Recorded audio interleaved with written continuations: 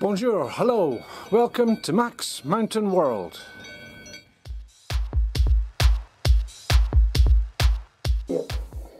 Jeudi soir, je me suis adressé à vous pour évoquer la crise sanitaire que traverse notre pays. Jusqu'alors, l'épidémie de Covid-19 était peut-être pour certains d'entre vous une idée lointaine. Elle est devenue une réalité, immédiate, pressante.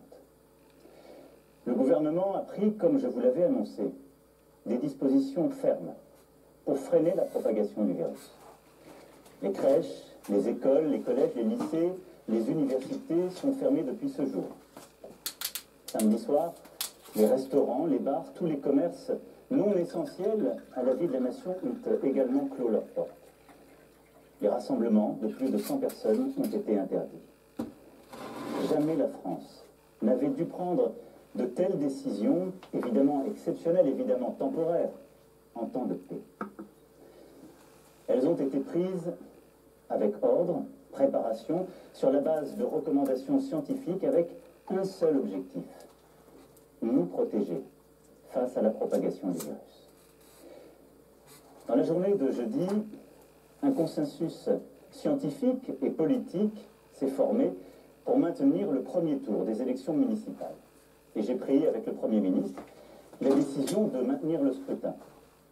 Hier, dimanche, les opérations de vote ont donc pu se tenir. Je veux ce soir remercier les services de l'État, les maires, l'ensemble des services des mairies, tous ceux qui ont tenu les bureaux de vote et qui ont donc permis l'organisation de ce scrutin. Je veux aussi saluer chaleureusement les Françaises et les Français qui, malgré le contexte, se sont rendus aux urnes, dans le strict respect des consignes sanitaires, des gestes barrières contre le virus. Je veux aussi ce soir adresser mes félicitations républicaines aux candidats élus au premier tour. Environ 30 000 communes sur 35 000 ont, après ce premier tour, un conseil municipal. Mais dans le même temps, alors même que les personnels soignants des services de réanimation alertaient sur la gravité de la situation, nous avons aussi vu du monde se rassembler dans les parcs, des marchés bondés, des restaurants, des bars qui n'ont pas respecté la consigne de fermeture. Comme si au fond la vie n'avait pas changé. À tous ceux qui, adoptant ces comportements, ont bravé les consignes, je veux dire ce soir très clairement, non seulement vous ne vous protégez pas, vous, et l'évolution récente a montré que personne n'est invulnérable, y compris les plus jeunes, mais vous ne protégez pas les autres. Même si vous ne présentez aucun symptôme, vous pouvez transmettre le virus. Même si vous ne présentez aucun symptôme, vous risquez de contaminer vos amis, vos parents, vos grands-parents, de mettre en danger la santé de ceux qui vous sont chers. Dans le Grand Est, dans les Hauts-de-France, en Île-de-France, nos soignants se battent pour sauver des vies, avec dévouement, avec force. Au moment où la situation sanitaire se dégrade fortement, où la pression sur nos hôpitaux et nos soignants s'accentue, tout notre engagement, toute notre énergie, toute notre force doivent se concentrer sur un seul objectif: ralentir la progression du virus. Je vous le redis avec force ce soir. Respectons les gestes barrières, les consignes sanitaires. C'est le seul moyen de protéger les personnes vulnérables, d'avoir moins de concitoyens infectés et ainsi de réduire la pression sur les services de réanimation pour qu'ils puissent mieux accueillir, mieux soigner. Sans signes graves, contactons notre médecin traitant, n'appelons le SAMU et ne nous rendons à l'hôpital qu'en cas de forte fièvre, de difficulté à respirer, sans quoi ils ne pourront faire face à la vague de cas graves qui déjà se profile dans certaines régions. Faisons preuve, au fond, d'esprit solidaire et de sens des responsabilités. Chacun d'entre nous doit à tout prix limiter le nombre de personnes avec qui il est en contact chaque jour. Les scientifiques le disent, c'est la priorité absolue. C'est pourquoi, après avoir consulté, écouté les experts, le terrain, et en conscience, j'ai décidé de renforcer encore les mesures pour réduire nos déplacements et nos contacts au strict nécessaire. Dès demain, midi, et pour 15 jours au moins, nos déplacements seront très fortement réduits.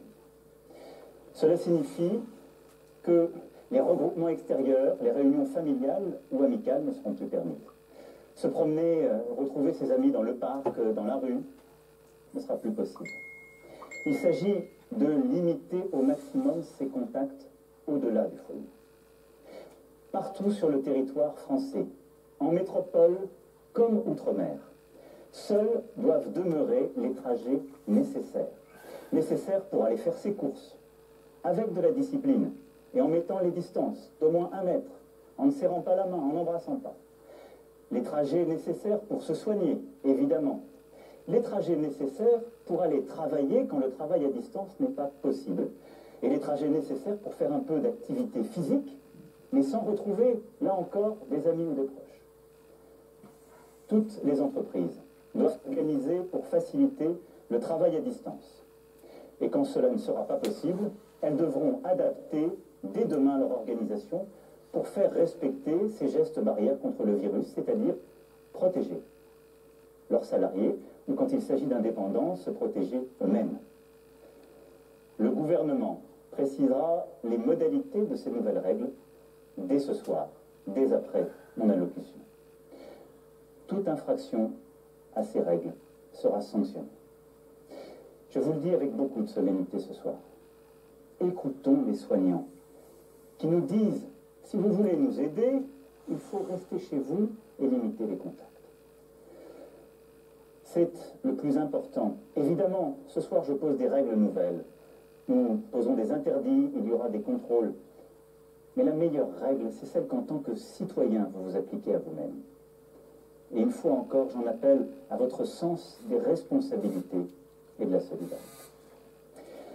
Dans ce contexte, après avoir consulté le président du Sénat, le président de l'Assemblée nationale, mais également mes prédécesseurs, j'ai décidé que le second tour des élections municipales serait reporté. Le Premier ministre en a informé aujourd'hui même les chefs de parti représentés au Parlement.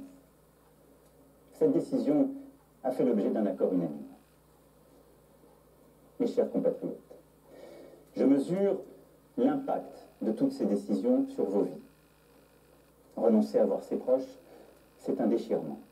Stopper ses activités quotidiennes, ses habitudes, c'est très difficile. Cela ne doit pas nous empêcher de garder le lien, d'appeler nos proches, de donner des nouvelles, d'organiser aussi les choses avec nos voisins, d'inventer de nouvelles solidarités entre générations, de rester, comme je vous l'ai dit jeudi dernier, profondément solidaires et d'innover là aussi sur ce point. Je sais que je vous demande de rester chez vous. Je vous demande aussi de garder le calme dans ce contexte. J'ai vu ces dernières heures des phénomènes de panique en tous sens. Nous devons tous avoir l'esprit de responsabilité. Il ne faut pas que les fausses informations circulent à tout va. Et en restant chez vous, occupez-vous des proches qui sont dans votre appartement, votre maison. Donnez des nouvelles, prenez des nouvelles, lisez, retrouvez aussi ce sens de l'essentiel. Je pense que c'est important dans les moments que nous vivons. La culture, l'éducation, le sens des choses est important. Et éviter l'esprit de panique, de croire dans toutes les fausses rumeurs, les demi-experts ou les faux sachants. La parole est claire, l'information est transparente et nous continuerons de la vivre.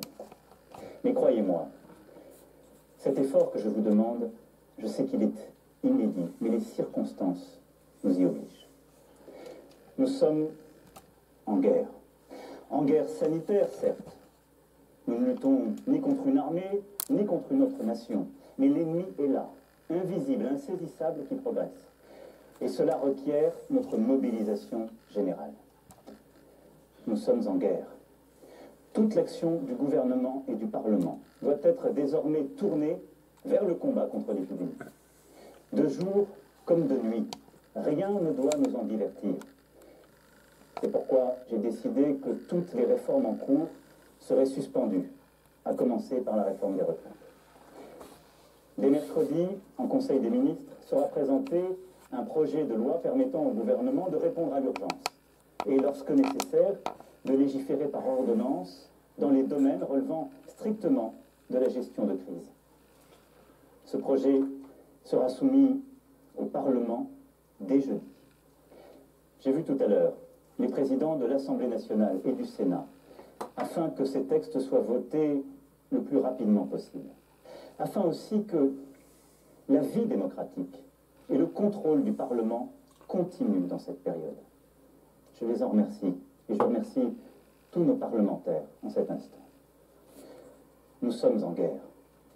J'appelle tous les acteurs politiques, économiques, sociaux, associatifs, tous les Français, à s'inscrire dans cette union nationale qui a permis à notre pays de surmonter tant de crises par le passé.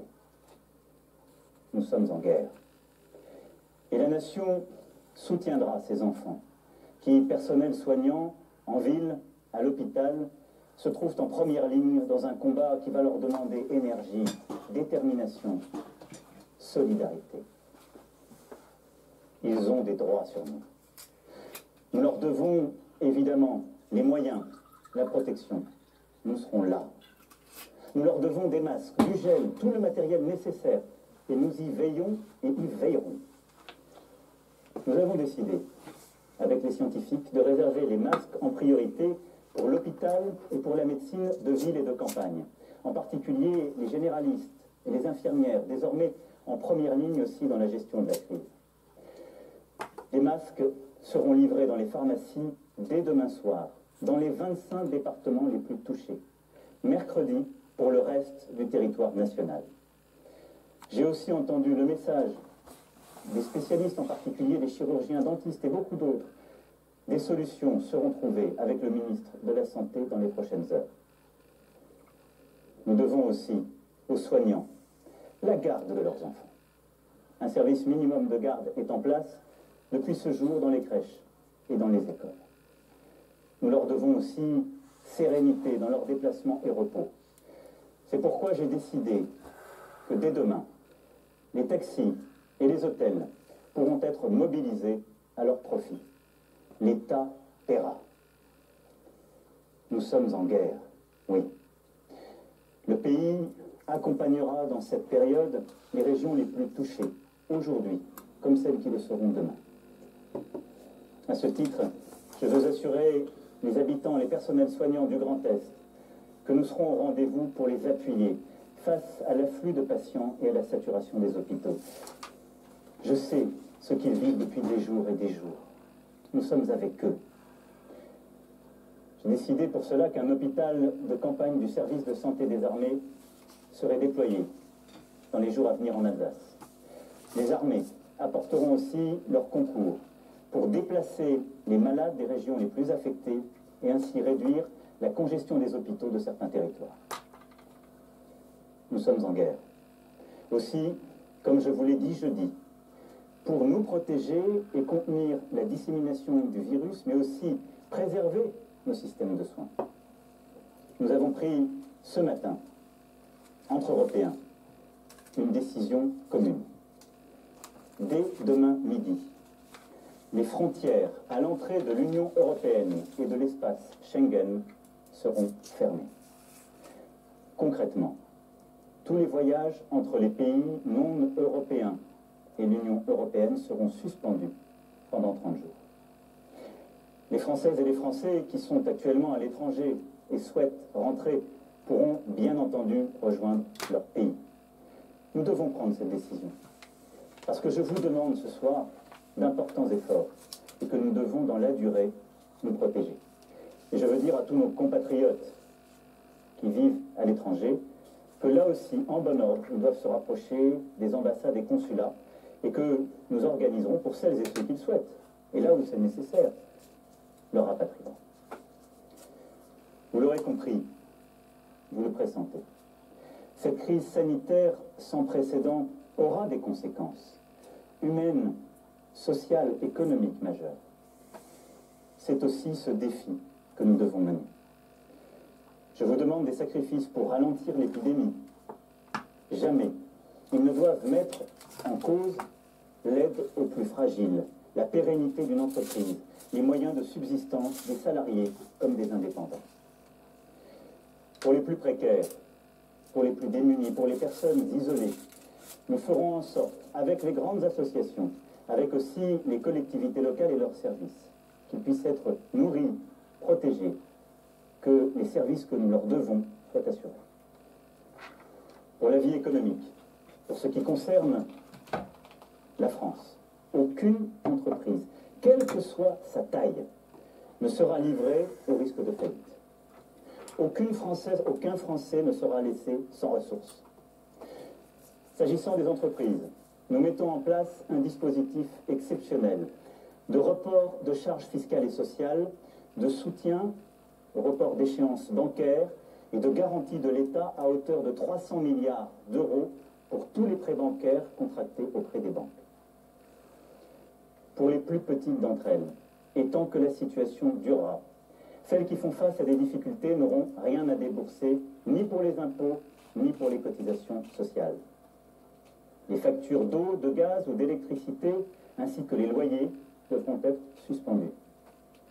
En outre, afin que personne ne soit laissé sans ressources, pour les salariés, le dispositif de chômage partiel sera massivement élargi, comme je vous l'avais annoncé jeudi dernier, et comme le gouvernement a commencé à le préciser.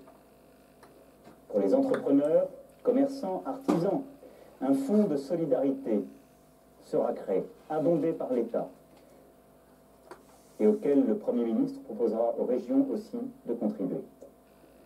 Le gouvernement, dès demain, précisera toutes ces mesures. Elles seront en fonction des besoins, des réalités économiques, des nécessités secteur par secteur, évidemment adaptées. Nous serons au rendez-vous pour que notre économie soit préservée dans cette période si dure et pour que l'ensemble des travailleuses et travailleurs puissent avoir cette sécurité aussi en termes de pouvoir d'achat, de continuité de leur vie. Mes chers compatriotes, la France vit un moment très difficile. Nul ne peut en prévoir précisément la durée. Et à mesure que les jours suivront les jours, que les problèmes succéderont aux problèmes, il faudra, en lien avec les éclairages donnés par les scientifiques, les expériences de terrain, il faudra nous adapter. Nous allons continuer aussi, pendant cette période, de travailler, de progresser sur les traitements. Et je sais le dévouement de plusieurs équipes partout sur notre territoire, avec les premiers espoirs qui naissent. Et nous continuerons aussi d'avancer sur le vaccin. Régulièrement, je m'adresserai à vous. Je vous dirai à chaque fois, comme je l'ai fait, comme le gouvernement le fait, la vérité sur l'évolution de la situation. J'ai une certitude. Plus nous agirons ensemble, et vite, plus nous surmonterons cette épreuve. Plus nous agirons en citoyens, plus nous ferons preuve de la même force d'âme, de la même abnégation patriote que démontrent aujourd'hui nos personnels soignants, nos sapeurs-pompiers, l'ensemble des acteurs de la sécurité civile. Plus vite, nous sortirons de cette vie au ralenti. Nous y arriverons, mes chers compatriotes, en étant unis, solidaires. Je vous demande d'être responsables tous ensemble et de ne céder à aucune panique, d'accepter ces contraintes, de les porter, de les expliquer, de vous les appliquer à vous-même. Nous les appliquerons tous. Il n'y aura pas de passe-droit. Mais là aussi, de ne céder ni à la panique, ni au désordre. Nous gagnerons. Mais cette période nous aura beaucoup appris. Beaucoup de certitudes, de convictions sont balayées, seront remises en cause. Beaucoup de choses que nous pensions impossibles adviennent. Ne nous laissons pas impressionner. Agissons avec force. Mais retenons cela. Le jour d'après, quand nous aurons gagné, ce ne sera pas un retour au jour d'avant. Nous serons plus forts moralement, nous aurons appris. Et je saurai aussi avec vous en tirer toutes les conséquences. Toutes les conséquences. Y sont-nous, individuellement et collectivement, à la hauteur du moment? Je sais, mes chers compatriotes, pouvoir compter sur vous. Vive la République! Vive la France!